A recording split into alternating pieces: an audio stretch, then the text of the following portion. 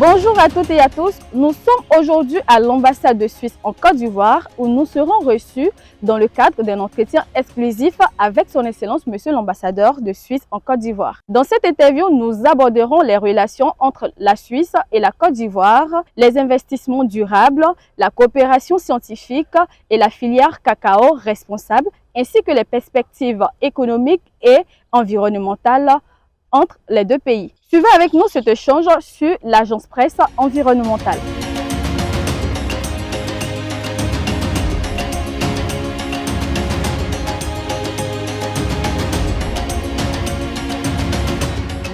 Excellence, merci de nous recevoir à l'ambassade de Suisse et de nous accorder cet entretien. C'est moi qui vous remercie. Bienvenue chez nous. Merci. Monsieur l'ambassadeur, comment appréciez-vous aujourd'hui la qualité des relations entre la Suisse et la Côte d'Ivoire, notamment après la visite officielle du vice-président Ignacio Cassis? Écoutez, les relations entre nos deux pays sont vraiment excellentes. La venue de Monsieur le conseiller fédéral Cassis, vice-président de la Confédération, l'a démontré clairement, que ce soit dans les domaines économiques, scientifiques et culturels. D'ailleurs, cette visite a suivi une autre visite qu'on a eue il y a un peu moins d'une année de Madame la conseillère fédérale Baumschneider, notre ministre de l'Intérieur. Donc, vous voyez, cette combinaison de ministres montre l'importance que la Suisse accorde au partenariat qu'elle a avec la Côte d'Ivoire. Quels principaux messages et perspectives de coopération cette visite a-t-elle permis de renforcer entre nos deux pays? Il y a un message surtout qui est très important pour la Suisse, c'est que la relation que nous avons avec la Côte d'Ivoire est une relation de confiance. C'est une relation d'égal à égal. Ça fait depuis 1961 que nous sommes ici présents, que nous travaillons avec la Côte d'Ivoire, que nous progressons ensemble, que ce soit dans le domaine économique, que ce soit justement, comme je l'ai dit, dans le domaine culturel ou scientifique. Si on prend l'exemple scientifique, quand vous avez deux chercheurs qui travaillent ensemble, qu'ils soient ivoiriens ou suisses, et qui viennent en Côte d'Ivoire ou qu'ils aillent en Suisse, ils s'alimentent mutuellement. Et c'est exactement comme ça qu'on perçoit la collaboration que nous avons avec la Côte d'Ivoire. Donc ce message-là, notre vice-président l'a vraiment bien transmis. D'ailleurs, il est tout à fait partagé aussi par les autorités ivoiriennes. Donc j'ai l'impression qu'on est sur une belle base pour continuer une collaboration bâtie sur la confiance. La Suisse compte plusieurs entreprises actives en Côte d'Ivoire. Quel secteur présente aujourd'hui les meilleures opportunités d'investissement et de partenariat? Vous avez raison de souligner que la Suisse a plusieurs entreprises présentes ici en Côte d'Ivoire. D'ailleurs, elles sont plus de 45 aujourd'hui, donc c'est un nombre croissant. Elles sont aussi en train de se renforcer, celles qui sont là. Donc, il y a vraiment cette envie des entreprises suisses de travailler davantage avec et en Côte d'Ivoire. Les secteurs dans lesquels ils travaillent, c'est un peu la Côte d'Ivoire qui les définit. Vous savez, il y a le plan national de développement. Maintenant, il y a le nouveau plan national de développement 2026-2030 qui fixe certains domaines. Je pense particulièrement à la transformation agricole. Je pense aussi à tout ce qui est capital humain, à la santé. Ce sont tous des domaines où justement les entreprises suisses ont leur plus-value. Peut-être une petite parenthèse, parce que les Suisses, vous savez, nous, on n'a pas de métaux rares, de terres rares. Nous n'avons pas non plus de pétrole chez nous en Suisse, mais nous avons beaucoup investi dans le savoir et dans l'éducation. Et c'est aussi ça que nous offrons dans le partenariat que nous avons, aussi le partenariat commercial. Donc, nous avons des secteurs de niche, des machines très spécialisées justement pour la transformation agricole. Nous avons des entreprises pharmaceutiques qui aident justement à trouver les bons médicaments dans la région, mais nous avons aussi une formation professionnelle, ce système d'apprentissage qu'on a qui peut aussi permettre aux entreprises d'avoir le bon personnel, les bons jeunes qu'il faut pour qu'ils puissent progresser. Donc c'est un tout comme ça, mais c'est surtout la Côte d'Ivoire qui définit un peu les domaines dans lesquels. Nous après, si ça nous plaît, on vient. Nous, on vous accueille. Hein? D'accord. À travers le SICO et d'autres mécanismes de soutien, la Suisse accompagne certains projets économiques. Quelle est votre vision pour encourager une croissance durable et inclusive en Côte d'Ivoire? Ouais, c'est intéressant que vous suiviez avec cette question parce que je vous ai parlé tout à l'heure de la formation professionnelle, de l'apprentissage. Moi, je pense que pour la Côte d'Ivoire, le B.A.-ba, c'est de créer des opportunités pour les jeunes. D'ailleurs, dans les objectifs que la Côte d'Ivoire se fixe, c'est tout en haut de l'agenda et je pense que c'est très bien et très judicieux de la part des autorités ivoiriennes. vous êtes un pays où il y a beaucoup de jeunes. Et ces jeunes-là, il faut qu'ils aient des perspectives, il faut qu'ils aient des emplois, il faut qu'ils puissent gagner leur vie pour nourrir leur famille. Et toute cette dynamique-là, avec notre coopération économique, avec le SECO, nous essayons de la soutenir, particulièrement maintenant dans le domaine cacaoyer, parce que vous savez que nous sommes des grands consommateurs de chocolat et des producteurs de chocolat aussi, mais aussi dans des domaines un peu plus fins, un peu comme dans des entreprises justement de machines ou dans des services, dans les questions hôtelières, etc. Donc nous essayons de travailler dans ces domaines-là à travers ces instruments que vous avez cités, le SECO.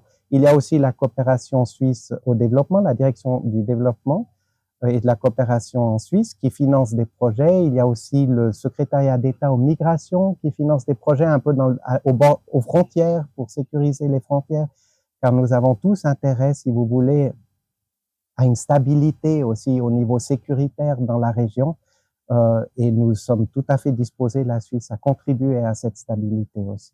La Suisse occupe une place importante dans l'industrie du cacao. Comment accompagne-t-elle les efforts en faveur d'une filière cacao plus durable, plus traçable et bénéfique aux producteurs ivoiriens? La Suisse, vous savez, les Suisses sont les plus grands consommateurs de chocolat au monde. Je crois qu'en moyenne, on mange 10 kilos de chocolat par an, ce qui est beaucoup. Et bien sûr, la Côte d'Ivoire est le plus grand producteur de cacao. Donc ensemble, on a des intérêts qui sont très proches.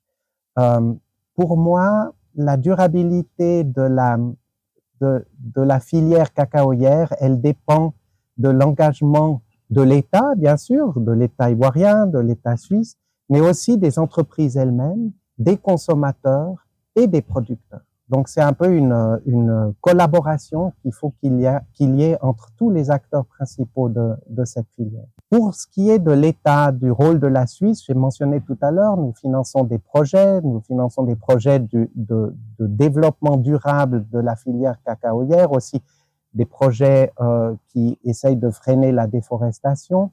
Mais aussi au niveau des entreprises, j'en parle beaucoup avec les entreprises présentes ici. Je vois qu'elles font beaucoup aussi pour la durabilité du secteur. Elles investissent dans l'innovation, elles investissent aussi dans les revenus des petits producteurs, dans la certification, dans la reconnaissance un peu de tout ce que chaque maillon fait dans la chaîne de valeur du chocolat. Et dans le dialogue politique, nous travaillons bien sûr avec le gouvernement ivoirien dans ce secteur-là. Donc c'est vraiment un tout et je suis assez convaincu, et d'ailleurs les entreprises suisses le disent, que cette filière, elle a encore un très très bel avenir devant elle. Donc, et d'ailleurs, les entreprises suisses continuent à investir, donc on est là et on va rester là avec notre savoir et notre participation, notre collaboration d'égal à égal, comme je l'ai mentionné tout à l'heure. Le Centre suisse de recherche scientifique constitue un symbole fort de la coopération bilatérale. Quel rôle joue-t-il aujourd'hui face aux enjeux environnementaux, climatiques et scientifiques? Le Centre suisse de recherche scientifique, pour moi, c'est vraiment un bijou, mais c'est aussi un peu il est à l'image de la collaboration entre la Côte d'Ivoire et la Suisse. Ça fait depuis 1951 que ce centre existe. Il existe parce que justement, il y a une relation entre la Suisse et la commune de Yopougon et la région de Yopougon qui date de bien avant l'indépendance de la Côte d'Ivoire. Et depuis lors, ce centre a grandi. Aujourd'hui, c'est devenu un vrai centre d'excellence pour l'Afrique de l'Ouest. Il gagne de nombreux prix, des grandes reconnaissances. Ses publications sont vraiment partagées dans le monde entier. Et pour moi, c'est vraiment devenu un centre d'excellence au niveau de la biodiversité, de l'environnement, justement, de la durabilité. Et mon objectif, c'est de maintenir ce centre, de contribuer à maintenir ce centre à ce niveau-là, et pourquoi pas même de le rendre encore plus important pour le continent et pour la Suisse et pour l'hémisphère nord, parce que vous savez que, comme je l'ai dit dans la science, ce qu'on apprend ici ou ce qu'on produit ici comme science, c'est au bénéfice de tout le monde, de la Suisse, mais du monde entier. Et cette collaboration-là, elle est vraiment exemplaire et je suis très fier de ce centre suisse de recherche scientifique. Pour conclure cet entretien, quel bilan faites-vous de la coopération Suisse et Côte d'Ivoire? Bon, moi, je suis là depuis 2 ans, donc ce que je peux dire, ça se bâtit sur ce qu'ont fait mes prédécesseurs, ce qu'ont fait surtout les Suisses qui vivent ici, les entreprises suisses qui sont actives ici. C'est eux qui restent et c'est eux qui forgent cette amitié entre nos 2 pays. Mais ce que je constate, c'est que c'est vraiment une relation amicale, c'est une relation où ensemble on veut progresser. C'est pas une relation où par exemple l'un vient avec son intérêt et ses sujets qui sont pas forcément des sujets partagés. Donc de continuer à accompagner cette coopération d'égal à égal, c'est ma priorité absolue pour les années à venir. Nous avons d'ailleurs des documents. J'ai là la stratégie Afrique de la Confédération suisse, approuvée par l'ensemble du gouvernement pour les années 25 et 28. Et on a bien sûr ce gros document qui est le Plan national de développement de la Côte d'Ivoire, 2630.